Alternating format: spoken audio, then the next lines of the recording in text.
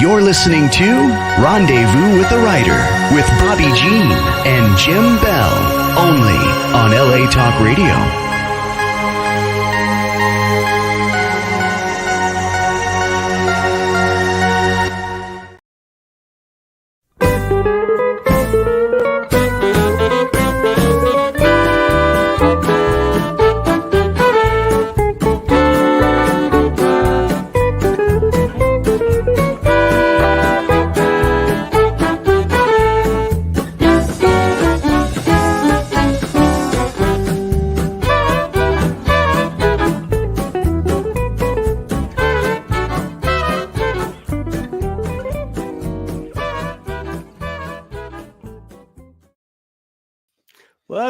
Welcome to Rendezvous with a Writer, where readers and writers meet. And story is everything. We're your guests tonight, Jim and Bobbi Bell. You've just been listening to Alex Dormat and his band, Hot Texas. We are so delighted to have you with us again this week. We feel like guests in your home or wherever you're listening to us, and we thank you for inviting us in. Hey, Jim, Hot Texas. Yeah, speaking of Alex, he's going to be on the show here in a couple weeks, right? Yeah, and this is the album that little bit of music is from. It's actually, the title of that album is Hot Texas, and this is what we're going to be talking with Alex about. He's going to be with us April 11th. Yeah. We're going to have singer, songwriter, band leader, and Texas swing aficionado and fun. Good friend Alex Dormat with us next month. Can you believe April is like coming right around the corner? Oh my goodness. Well, let's see. What do we got going on tonight, Jim?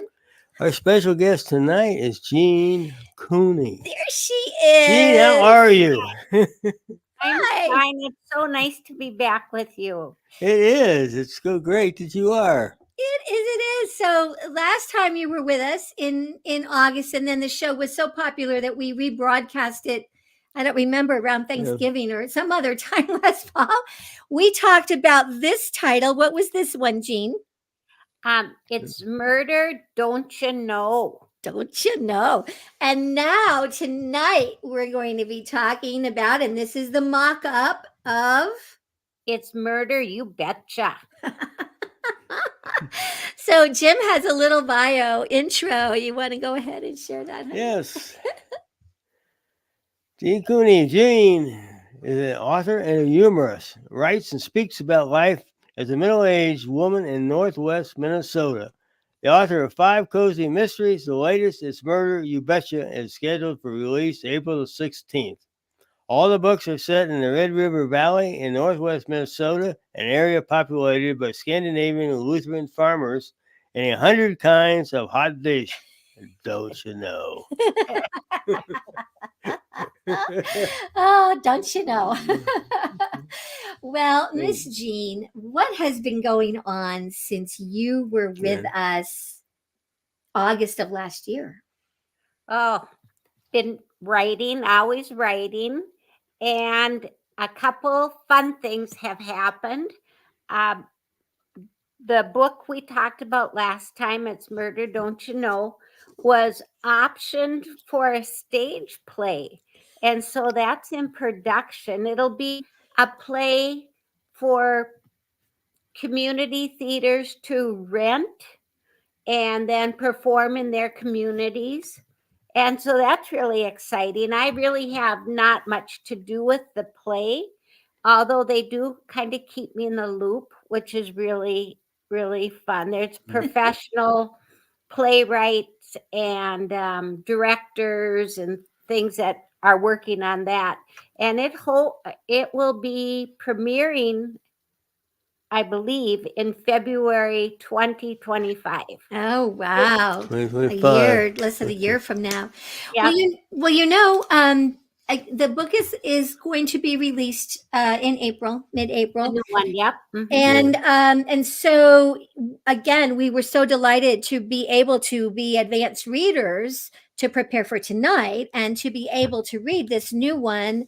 It's Murder, You Betcha. So of course, what we received was a PDF, and so we were both reading, and we can both read electronically a PDF at the same time. That's no problem. But Jean, we read aloud to each other the first, I don't know, 40 or 45 pages. And today I went back and I reread aloud one of the very humorous scenes, and we were just like tears, and we were laughing so hard. And you can see why this lends itself so beautifully to a live, reading, like old time radio. Everybody could be at a microphone, or eventually a play, because there's also really fun action and hijinks that go on that will be very fun. But if you're a part of our audience out there, when you get this book, read it aloud. Yeah, we actually hope to be developing audiobooks of that Okay. to know and of You Betcha.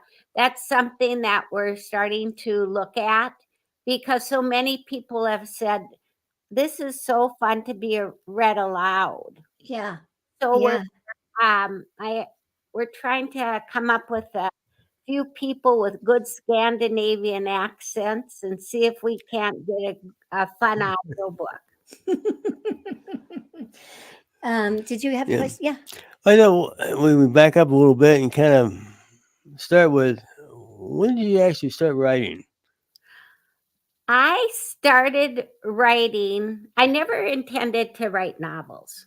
I had a job with U.S. Department of Justice, and I was their communication director. And so every day I dealt with the worst of the worst crimes and dealing with reporters on those cases. And it was worthwhile work, but very depressing. Mm-hmm. So I Yeah. went to it's called The Loft. It's a literary center in Minneapolis where I lived at the time, and took a writing course, took several of them. And I always steered towards humor writing. And then, not long after that, I had the opportunity to actually take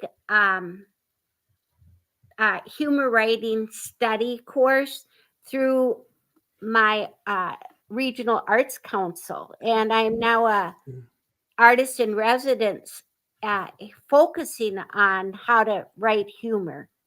And so I'm available to teach those to community eds, or to high school students or college or whatever. So that's where it all came from. But I wrote some stuff in my loft class, and the instructor thought it was funny. And she said, we should do something with this. And so she kind of encouraged me and coached me on how to go about sending things.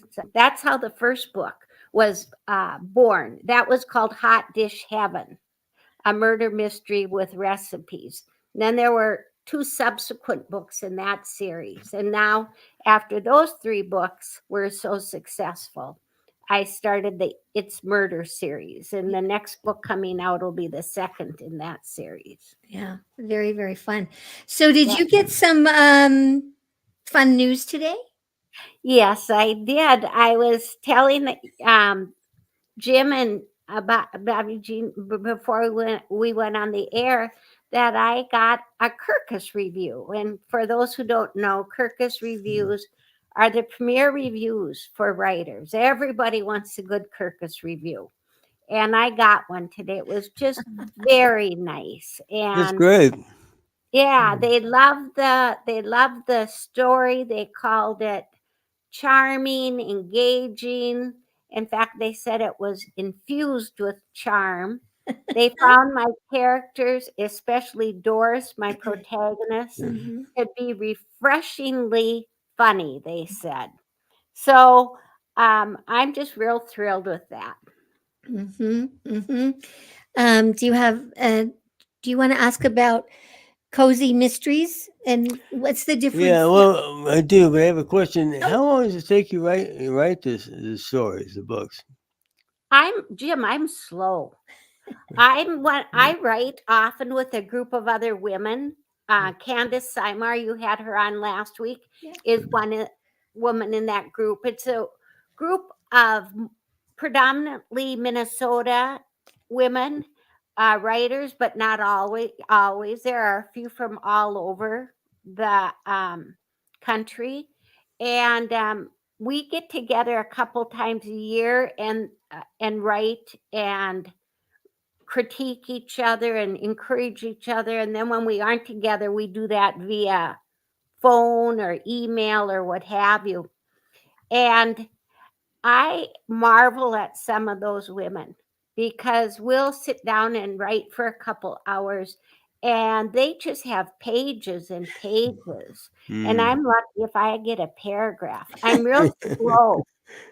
I think about things a long time. Sure. Well, I don't think it's meant to be a race. I guess unless you're really up against deadline. If you're really up against deadline, that's probably a different story. Bobbi mentioned cozy mysteries. You want to just talk to us in the audience a little bit about a cozy mystery? How does that work? Well, you'll end up. I'll end up getting up on my soapbox. My genre is cozy mysteries, and that I can't change that because if you're going to publish your work, it has to fit into some niche. As I'm often told, we have to know where in the bookstore to put it on the shelf. So cozy mysteries are usually in the mystery section. However, they aren't thrillers and they aren't police procedurals. They're different in that the protagonist is usually a woman and usually is an amateur sleuth.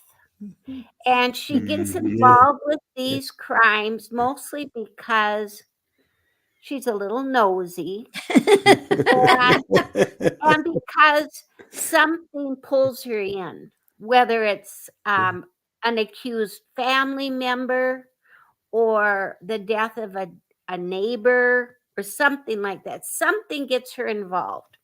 And with a cozy, you aren't going to see a lot of blood and guts on the page.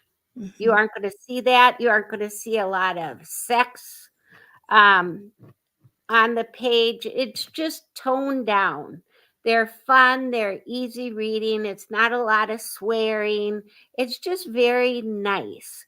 As Kirkus reviewer said in my review, it's a leisurely pace. And that's what these are. They are heavy on community and family and friends and the setting. So the crime almost, not quite, but almost becomes secondary to all these characters. And in the characters are usually kind of colorful. Yeah. Oh, yeah. I think it's a very good definition. Well, and in this these two books, the place the communities, one of the places the community gathers is More Hot Dish Please Cafe. And so, the beauty of a cafe is there are people there all day long. You have some regulars that just are there the first several hours of the day. There's there's the women that hang out in the corner. And so Grace, who owns the cafe and is the chef, she kind of has a pull. She's not always out in, serving, but she kind of knows who's been in, and then there's lots of overheard conversations, which you weave into the story so brilliantly. Gossip. And then when we talk about the murders, now this book had 2, no spoiler alerts. This book had 2, but we don't see them. No, they happen off the page. Right. And that's so often. I think if you think of Hallmark murder mystery movie or Murder, She Wrote, or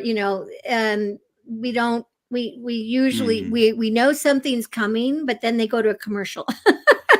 when they come back. Yeah, Bobby Jean, you're actually right on the money. Hallmark Mysteries, Murder She Wrote, they're great examples of cozy mysteries. Yeah, so we need you on the Hallmark Channel. Well, You know. There you go. There we go. actually, a few years ago, one of the producers for Hallmark Mysteries contacted my publisher and took those first 3 books, the Hot Dish books, and my publisher reminded me not to get too excited though, because they frequently will do that. And then they said, and then it might be years and they'll look at it and think, aha, we can do something with this, or you may never hear from them again. Yeah. So far, I'm the latter. But we'll see. We're going to take a break in a moment, but before we do that, what the heck is ice fishing and why is it so popular where you live? Well, ice fishing is important in this book. And Minnesota is known as a land of 10,000 lakes, and there's way more than That's true. 10,000. And we also have long, cold winters. And so it's very common by about December, the middle of December, the water on these lakes has frozen. And there might be 20 inches of ice on the lake. Maybe more, maybe less on some. But anyway, it's enough for people to drive with their pickups out on the ice. And it's enough for them to bring what they call their fish house or their ice house out there and set it up. Then they auger a hole through the ice, and they can sit in that little shack and fish all day. And some of those little shacks aren't really little shacks. They can get pretty extravagant. They might have stoves, refrigerators, TVs, beds. And so people can actually stay out there for days at a time. That's so fun. We are going to take a quick break and then we're going to hear about where you all that are listening or watching can get Jean's books, as well as all of those of our guests on Rendezvous with a Writer. And when we come back, you betcha she's going to read a little something for us right from the book. Stay tuned. We'll be right back. Story is everything. Find a great one on Out West Shop's bookshop. Go to outwestshop.com. Find books and CDs on the menu. Choose Shop Out West on bookshop.org. Browse through featured authors on Rendezvous with a Writer. Explore curated book lists and our featured picks. Add in note cards, calendars, and jigsaw puzzles. One-stop shopping for great gifts. Use the search box to find thousands more titles. Make the switch. Your purchase supports us as independent booksellers. That's our story. Welcome back. Welcome back to Rendezvous with a Writer with special guest Jean Cooney. We were just talking about our latest book. You betcha. It's murder. It is murder. You betcha. You betcha. Jean, you were going to read a little bit from a little passage from the book. Well, I was looking at all kinds of passages, and I think maybe the one that will set the scene for people, because it is about ice fishing. I'm just going to start at the beginning and read a few paragraphs. Very so you good. can get an idea of where these books are set.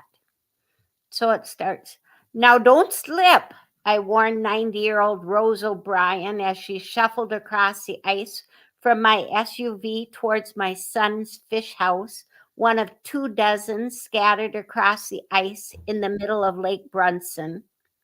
The scene called to mind a winter village, not the kind in a snow globe or a heartwarming tale about the Alps, rather the desolate kind you see in National Geographic. The land surrounding Lake Brunson lay flat and lifeless, marked by scraggly evergreens and bare oaks, their limbs twisted as if embarrassed by their nakedness. Jiminy Christmas, Doris! Rose words were accompanied by puffs of frigid air. It's not as if I had a hankering to fall until you warned me against it. Rose had insisted that we go ice fishing. We usually went a couple times every winter, yet it was nearly the end of February and this was our first trip. After attending Mass that morning, Rose and I, along with my sister Grace, who preferred to sleep in on Sundays, ate a late breakfast in the house we shared, packed our refreshments, and took off for the lake. It was a 17-mile drive from where we lived in Halleck, a Scandinavian, meaning conservative, farming community of fewer than 1,000 people in the Red River Valley of northwestern Minnesota, 20 miles south of the Canadian border. And that's where the book and the story is set. And pretty quickly, they're fishing, Yep, and Rose catches something. right.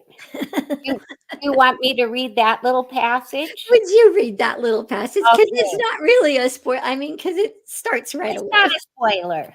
I won't spoil it. Okay. Rose hollered, "Heavens to Murgatroyd!" I wheeled around as she added, "I've got something." She yanked on her pole. "Quick, Doris, get the whatchamacallit." You mean the net? Yeah, whatever. She took to her feet while I collected the net from where it was racked on the wall. "He's a heavy son of a gun." She wrenched her line. "But not much fight in him."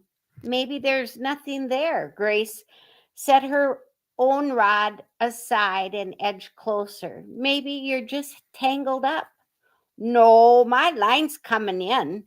Rose cranked her reel and it squawked with tension. "It's just slow. He's probably a fat old geezer." Grace and I lowered our heads over Rose's fishing hole, appearing as if praying to the patron saint of fishing, Saint Evinrude, if I'm not mistaken. The taut line flitted about until something flashed below the surface of the water. I readied the net and Grace warned Rose, "Now don't reel him in too fast." The underwater image grew sharper. Nevertheless, I couldn't make it out. "Take your time," Grace added. "Don't be impatient." Rose said her jaw but managed to growl, "I know how to land a fish, Grace. I've been doing it for 80 odd years." As if to put an exclamation mark on her point, she tugged her pole, causing a shoe to pop out of the hole in the ice. A multicolored men's sneaker, red, orange, black, and blue, the brand name imprinted on the side. "Well, I guess you showed me." Grace extended an easy elbow to Rose's ribs. "But in the future, if you plan to fish in footwear, go for something a little less hideous, preferably in a woman's casual, size 6. Without taking my eyes off Rose's catch, I said to Grace, "It's not just a shoe. Look, a foot and a leg are attached." "What?" Rose's eyes widened in stunned disbelief, and she stumbled and sat down. "I recognize that shoe." Her words were barely audible as she sunk onto the bench seat. "Lars bought a pair when we went to Grand Forks. Said he had it. He just had to have them." "Are you sure?" Grace commandeered Rose's pole. "No disrespect, Rose, but Lars is kind of old. And that shoe strikes me as something only a teenager would wear." "Well, he wanted to become a snappier dresser." I checked Rose's chin with my knuckle. "Don't jump to any conclusions.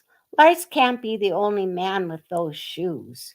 Grace inclined her head and whispered to me, "I wouldn't bet on that, Doris. How many people would hand over good money for a pair of those? They're butt ugly.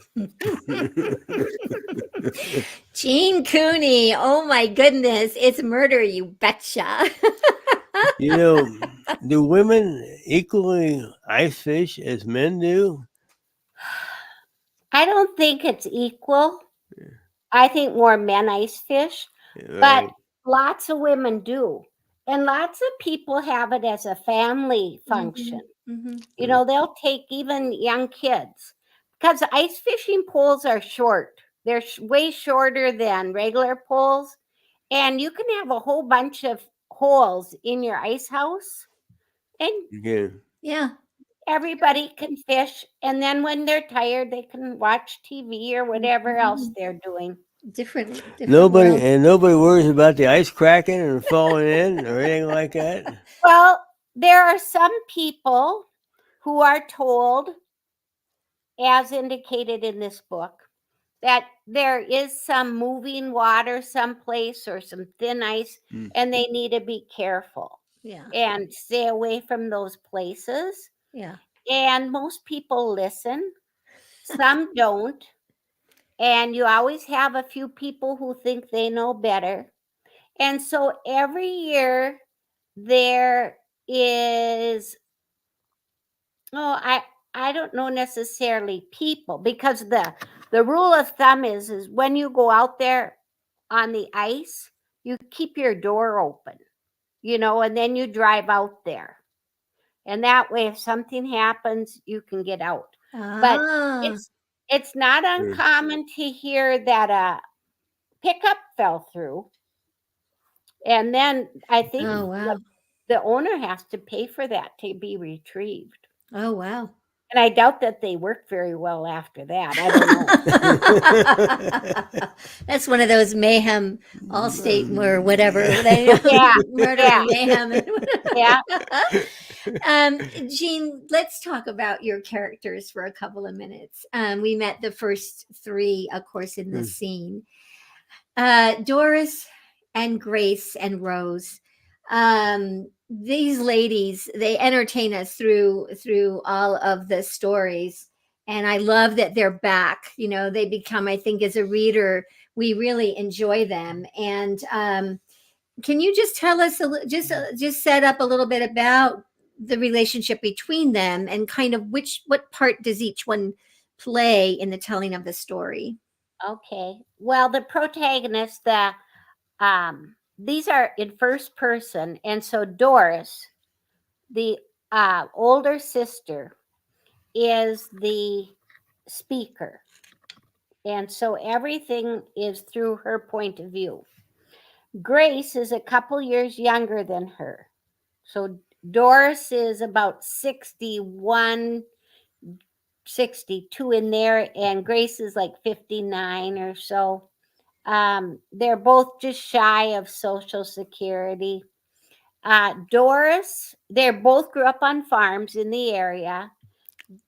Doris stayed and married quite young and went on to be a farmer with her husband. Grace went off to college and culinary school, and after working in Chicago and Minneapolis, she came back and opened her own little cafe in the town. Then there's Rose. And Rose was a relative, kinda, and a dear friend of Grace and Doris's mother. So she became kind of a second mom to them. And she ended up staying at the house temporarily. And it's turned into much more than just a short stay. Yeah. And she'll just remain there. Yeah, and all three live together. They all have a good space within the house, but they Right. all live with They both live with Doris in Doris's house. I think Rose is a very interesting character. Right. This lady Doris is lived 90 with her years family. old. You know? Yeah. Yeah. Yeah. And she's Yep. And Doris and her family lived out on the farm. And then her two kids were grown, and her husband died while he was harvesting soybeans. And so she turned the farm operation over to her son, the older of the two. And then she had her Sears and Roebuck house, because a lot of the houses up in that area were ordered from Sears and Roebuck shortly after the railroad had made its way up that far. And so people would get the kit of these farmhouses on the train, and then they'd put them together. Well, so when Rose decided she wanted to move into town, her kids were afraid she was going to get too isolated out on the farm. She had the house picked up, put on a specially designed trailer, and moved into town. And so that's where she was. Then Grace, her sister, ended up there. And then Rose ended up there. Now, Grace is a lot of fun and talented gal. She likes to wear some provocative kind of t-shirts. In the book last book that we read, you gave us as the author, we got to see her throughout the book in various t-shirts with these humorous slogans on them. Yeah.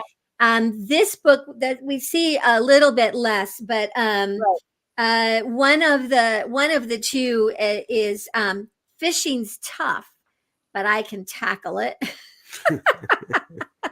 Yeah. How did you come up with that? When you think about Grace, between her hair and kind of what she wears, and where did she come from in your imagination? Well, I wanted Grace. You always need, when you're writing a story, you need somebody like the sidekick. You need somebody so you can have dialogue. So you need somebody with your hero or your heroine. And so I needed another person besides Doris. And Doris is, I think, funny and stuff, but she also is the solver of the crime. So I couldn't have her be too off the wall. Yeah. So I thought, well, that's who the protagonist, or that's who the sidekick will be. Right. The opposite of Doris. Doris is a little more serious. Grace is a little more cavalier, you know? Yeah. Yeah. I know you have. Well, I have two things. Actually, I was doing research for a quote, regarding ice fishing. And I have to echo what you're talking about on shirts. I never saw so many shirts with ice fishing sayings on them. When you went online. Yeah. I didn't know they had all these shirts that had to say this about ice and fishing. Ice fishing is big up here. It's big in the Midwest, especially here in Minnesota. You have a sheriff in here by the name of Carl. Yes, Carl. Carl Ingebrigtsen. Yeah, he's a little bit of a romantic interest here for Doris. Yep. Yep. You need that in a cozy. Little bit of romantic interest. Yeah. Nothing too risque, but there needs to be something. And so that's who Carl is. And he's a sharp guy. I mean, he's he's a sharp guy too. There's a character that in the last book we saw a little bit more of, but in this book he's still there. And your description of him is so wonderful. This would be Rose's doctor, Dr. Andrew Betcher. Yep. And Rose does refer to him as the cat's meow at least once, although Doris is not a fan of Dr. Betcher. Will you be offended if I read what Doris has to say about him? I would love it. Because I think as much as the book has these wonderful humorous scenes, there's just this wonderful sense of humor as you read along that just even comes up just from descriptions. So here is Dr. Andrew Betcher. He twitched his nose, his horn-rimmed glasses bobbing up and down. With his white hair and pink complexion, this is Doris, I likened him to an overgrown lab rat with a stethoscope. You can just see it. I mean, you can. Yeah, I can. Poor guy. Oh, But he thinks he's wonderful. well, Yeah, So yeah. right. I don't think we need to feel too sorry for Right, him. right. You know, I like this one, Tweety. You know, Tweety is a little bombshell that works at the In the cafe. at the cafe. Yeah.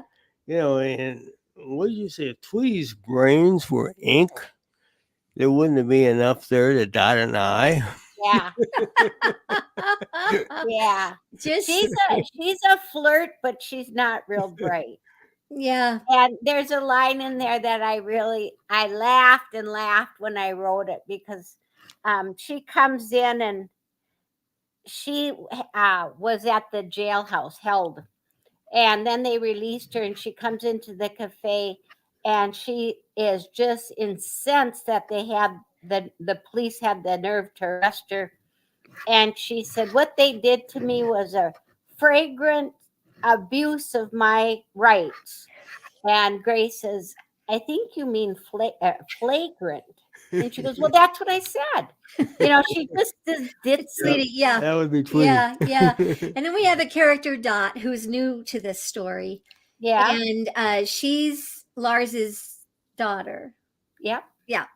And I don't have a note here. I'm guessing this is probably Doris that says this about her. She was greedier than a graveyard. Yeah. Yeah. You know, as a reader, you just stop for a minute and go like, what exactly does that mean? Where did that And one we come said that from? to each other, like, what does that mean? And then, you know, you get it. I mean, Yeah. that's what I think is fun because it's smart humor. And it does make us think and then laugh and then, you know, move along to the next sentence. Let's see. Who are some of the others that return from this book? Well, Gustav, Yes. the banker, he's in here again. Yes. And he was in the last one. And Ed Munson, the deputy, was in the last one, and he returns. There might be a few more, but there's probably the main ones. They're the main ones, I think. There's a character, Etta, and she's and Doris is with her when Etta goes to answer her door at Etta's home. Yeah. You just mentioned Gustav, and we don't know because we're in the first person with Doris, and Doris doesn't know who's going to be at the door. Right. Etta opens the door, and Gustav is there, and this is Etta opened the door. Her greeting chock full of the kind of excitement usually reserved for schoolgirls on first dates, or me when I discover an Amazon package on my porch. We don't have a lot of excitement, you know, up in Dallas. So Amazon deliveries are a big deal. We you know, Jean, we're just so it's just so fun chatting with you. And Jim, you had a thought earlier today that we just wanted to bring up during this short time we have together. Well, we were thinking about, you know, if some of our readers out there, you know, that might be authors, might want to be a guest on the show. So how would they do that, Bobbi? Yeah, we could ask Jean. Well, it's very simple. If you think you would, you know, you'd like to join us, just send me an email. It's a kind of a long name, but it's Bobbi with an I, Bobbi Jean Bell @gmail.com. You could go to our Rendezvous with a Writer Facebook page and you could say, hi, how can I join you? Or something like that. And I'll get back to you. And then we were thinking maybe somebody might want to advertise something or talk about something, maybe a commercial spot for a few seconds, and they could do that too. So if Same way. you're an author, a publicist, a publisher, a literary agent, or you just have a great product or service and you think this would be a fun platform to use, again, we'd be more than happy to chat with you. Bobbi Jean Bell @gmail.com. And we're pretty easy, Jean, to work with, aren't we? I was just going to encourage people to make a request because these interviews are really fun. Jim and Bobby Jean are great. Oh, Thank you. yeah, Speaking of thank you. humor, you had this question here. Yeah. Are there some challenges to writing humor? It is hard because I think everything I write is hilarious. And I have to have lots of beta readers. Okay. And then they're going to say, no, that's not that funny, you know, Mhm. or else they'll say, I don't get it because the reference is so Mm. specific to the location or to the setting. Mhm. You know, like I read earlier about Grace and Doris leaning over the fishing hole, Mhm. looking at what Rose caught, and I said it appeared as if we were praying to the patron saint of fishing, Saint Evinrude, I believe. Well, I don't know. Probably a lot of people don't know. I was referencing Evinrude Motors, which is a one of the most popular fish boat motors, you know. Yeah. But some people wouldn't know that. So if I had too many beta readers saying I don't get it, Mm. then I'd pull that out. Okay. Mhm. Okay. And then Mhm. too, I try to be very careful to make the humor for the most part self-deprecating humor. Mhm. I don't Mhm. want to make fun Mhm. of things that will offend people. Yes. Yeah. You But have, there's a few characters I'm going to make fun of. well, with lines like as useless as a screen door in a canoe. Yeah, And I don't remember. I didn't write down who was being described, but I thought, there's some days I think I'm as useless as a screen door in a canoe. exactly. I think you got to scratch your head on that one. Well, Screen door in a canoe? now, another thing, of course, you're writing a mystery. And unlike reading, let's say, a Sherlock Holmes, where we just know that he has amazing powers of observation, but we're not in his head. He doesn't tell us what he's seeing. So we Mhm. just not going to argue with him, that's Right. that's a such and such a hair on that jacket. Right. But because we're in Doris's head, first, she's great at putting together things that, even though she's telling that we're following along with her, she'll have a scene with somebody and she'll say, but wait a minute, you were at the cafe and you said such and such. Well, we were there often with her and we didn't put two and two together. What's that like to write? How do you write those layers? Well, I'm glad that you overlook some of that because that's what makes a mystery fun. And because then when it's done and you think, oh, I didn't know he or she would be the killer. And then you could look back and say, oh, here was There's a clue, and there was a clue, and there was a clue. And it's hard. I think I'm getting better. This was my 5th book. I think I'm getting better at it. But oftentimes you can't, with a mystery, maybe some people are so good they can just write it all through. I find I have to write it and then I go back and think, okay, here's a point where I could stick a clue in. And here's a point where I could do a red herring, a clue that steers people in the wrong direction. Mm-hmm. And then I go through all that. And at the end, I have to make sure they all make sense. Yeah. So it's a lot of work. Yeah. too.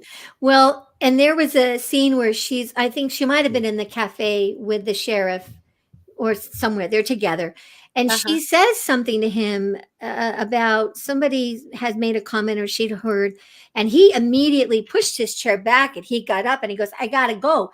And that was a piece of information he didn't have yet. And I don't remember what the piece of information was, but I thought, she's really, in so many ways, she's out hearing things. He's doing his detective stuff, but she's really, she's out there. And I just thought Well, it's just yeah. really fun how you've put that all together.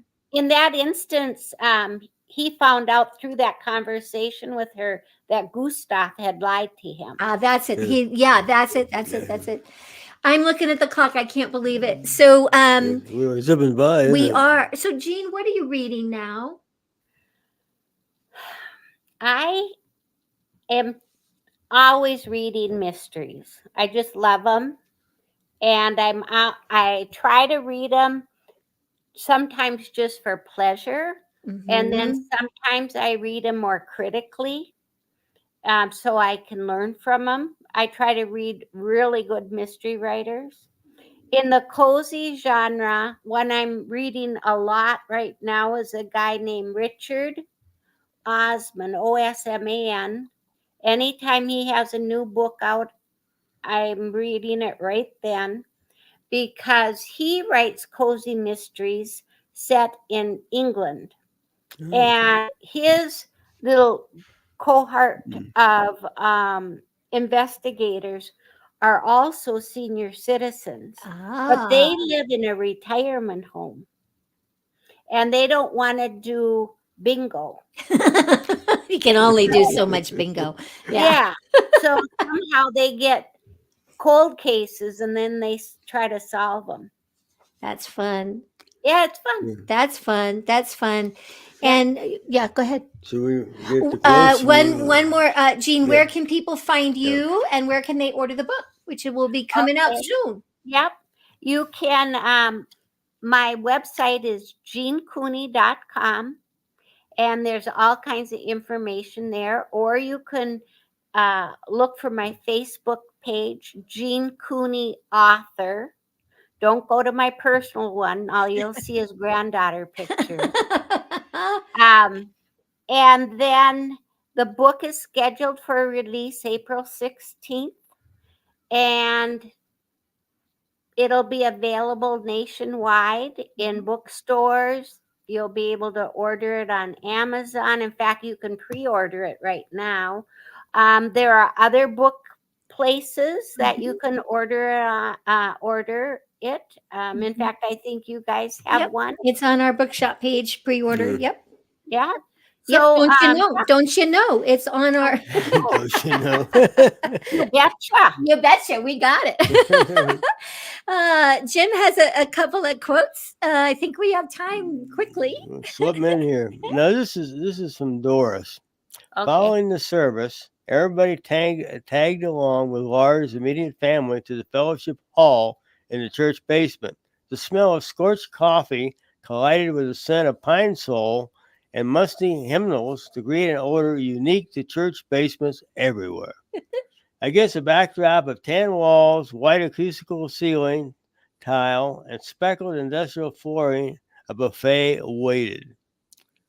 Tuna noodle hash hot dish, green jello, salad with shredded carrots, and a variety of bars graced a long table covered in red tissue paper, undoubtedly left over from Valentine's Day. Yep. Right from this book. And you had one more. And one more about the initial subject of the book. It is better to sit in the fish house and think about God than to sit in church and think about fishing. Well, Jean, thank you so much for being with us tonight. Don't go away. We're delighted to have you with us. And, this is episode 78. And it is already up live on Facebook, and it'll be going to all the streaming platforms before I go to bed tonight. So if you're looking for it on your favorite podcast channel, look for episode 78, Jean Cooney.